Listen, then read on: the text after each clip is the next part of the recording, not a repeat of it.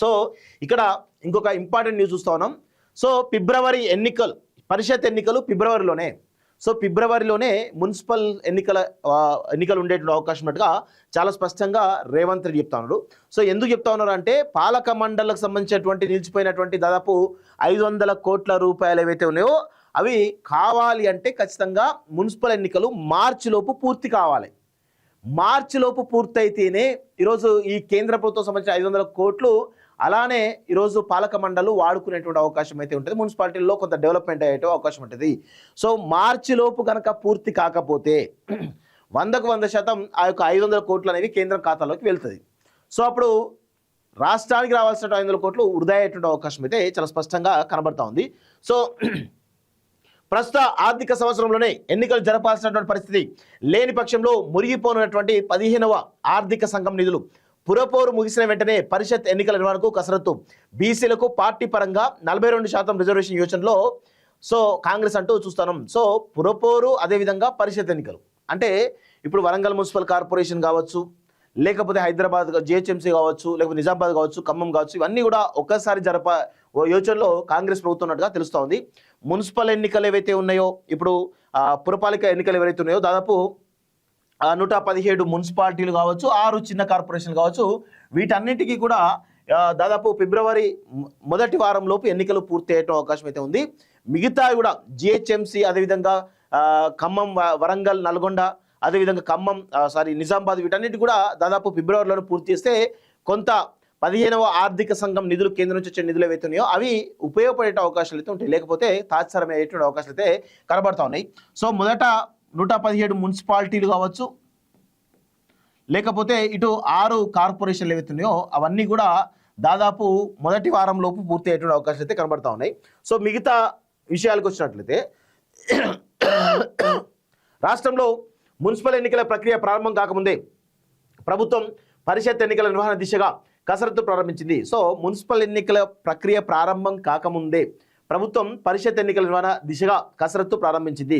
ప్రస్తుత ఆర్థిక సంవత్సరానికి 2025-26 గాను 15వ ఆర్థిక సంఘం రాష్ట్రంలోని జిల్లా పరిషత్లు, మండల పరిషత్లకు కేటాయించిన 550 కోట్ల నిధులు మురిగిపోయేటువంటి పరిస్థితులు ఉండడంతో వీలైనంత త్వరగా పరిషత్ ఎన్నికలు నిర్వహించాలని సర్కారు భావిస్తుంది. So subject to correction. So నేను కొంచెం మిస్టేక్ అయినా.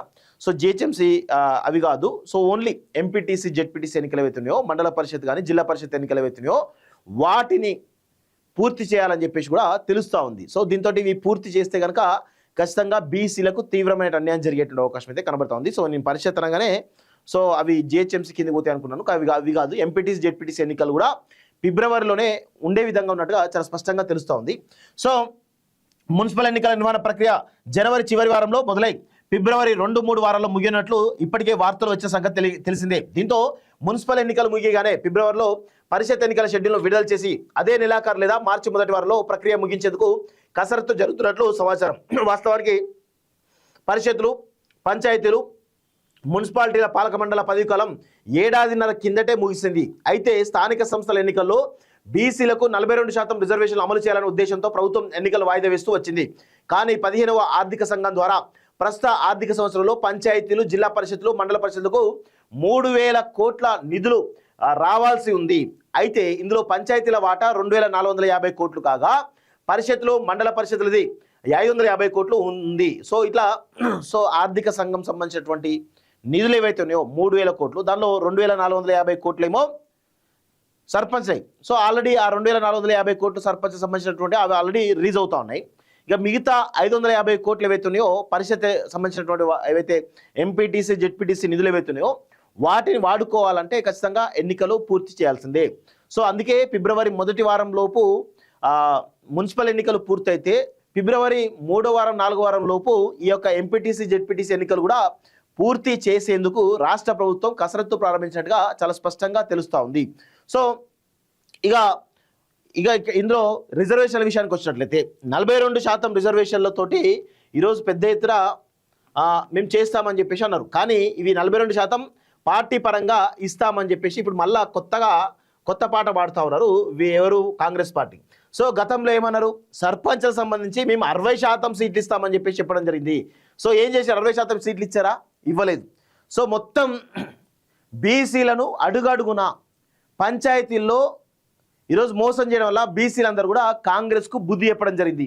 ఈరోజు 12,000 పైగా ఉన్నటువంటి సర్పంచులలో దాదాపు 6,000 బిలోనే ఈరోజు ఇవ్వడం జరిగింది, గెలవడం జరిగింది కాంగ్రెస్ పార్టీ. సో అది ఖచ్చితంగా కాంగ్రెస్ పార్టీకి పెద్ద దెబ్బనే. ఇప్పుడు ఎంపీటీసీ జెడ్పీటీసీలకు సంబంధించినటువంటి ఈ విషయంలో ఒక్కసారి మనం గమనించినట్లయితే, ఒకసారి ఎంపీటీసీ జెడ్పీటీసీ ఎన్నికల్లో కనుక వీళ్ళు మళ్ళా 42% అని చెప్పేసి వీళ్ళు ఏం చేస్తారు, మళ్ళా ఈ 34% ఏవైతే ఉంటాయో అవే ఇచ్చేసే అవకాశాలు అయితే కనబడుతున్నాయి. ఇంకా తక్కువ ఇస్తారనేది తెలుస్తూ ఉంది.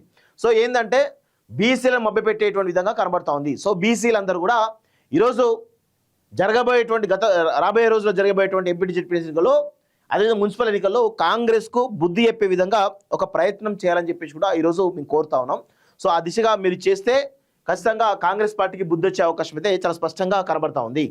సో ఆర్థిక సంఘం నిధులు మురిగిపోవద్దనే, ఒక 500 కోట్లు మురిగిపోవద్దనే విషయంలో మాత్రం ఎన్నికలు పెడుతుంది తప్ప, మరి ఇక్కడ పాపం బీసీలకు అన్యాయం జరుగుతూ ఉంది. బీసీలకు లెజిటిమేట్గా రావాల్సినటువంటి నిధులు ఏవైతున్నాయో అవి ఇద్దాము, రిజర్వేషన్ కోటా అవుతుందో అది ఇద్దామనేటువంటి సోయిలైనటువంటి చాతగాని దద్దమ్మ ప్రభుత్వం ఏదైనా ఉంది అంటే అది కేవలం కాంగ్రెస్ ప్రభుత్వం మాత్రమే.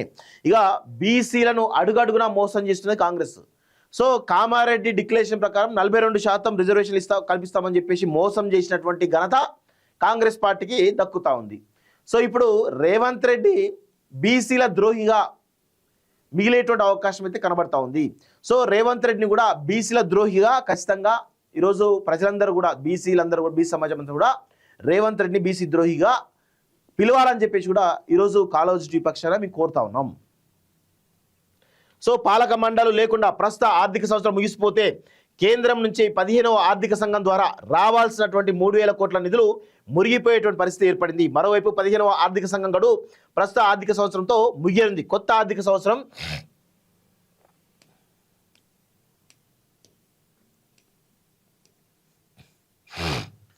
నుంచి 16వ ఆర్థిక సంఘం అమల్లోకి వస్తుంది. దీంతో ప్రభుత్వం డిసెంబర్లోనే పంచాయతీ ఎన్నికల ప్రక్రియను ముగించి జనవరిలో పంచాయతీ పాలక మండలి వివరాలను 15వ ఆర్థిక సంఘానికి పంపించింది. అయితే ఆ వివరాలను పరిశీలించి పెండింగ్ నిధులు మంజూరు చేయడానికి 20 నుంచి 30 రోజుల సమయం పడుతుందని కేంద్ర ప్రభుత్వం అధికారులు రాష్ట్రానికి సమాచారం ఇచ్చినట్లు తెలుస్తోంది. ఈ నేపథ్యంలో జిల్లా పరిషత్తులు, మండల పరిషత్తులకు పెండింగ్లో ఉన్నటువంటి 550 కోట్ల నిధులు కూడా రావాలంటే 15వ ఆర్థిక సంఘం కాలపరిమితి ముగియడానికి గరిష్టంగా 4 రోజుల ముందే పాలక మండళ్లను ఎన్నుకోవాల్సి ఉంటుందనే అభిప్రాయానికి ప్రభుత్వం వచ్చింది. దీంతో మున్సిపల్ ఎన్నికలు ముగియక ముందే పరిషత్ ఎన్నికల షెడ్యూల్ విడుదలయ్యే అవకాశం ఉందని కాంగ్రెస్ పార్టీ వర్గాలు చెబుతున్నాయంటూ చూస్తున్నాం. పార్టీ పరంగా 42% రిజర్వేషన్ ఇస్తామని చెప్పేసి మరొక బూటకపు హామీ ఇచ్చేందుకు కాంగ్రెస్ ప్రభుత్వం కూడా సిద్ధమైనట్టుగా తెలుస్తూ ఉంది. సో ప్రజలందరూ కూడా గమనించాలని చెప్పేసి కూడా ఈరోజు మేము కోరుతా ఉన్నాం.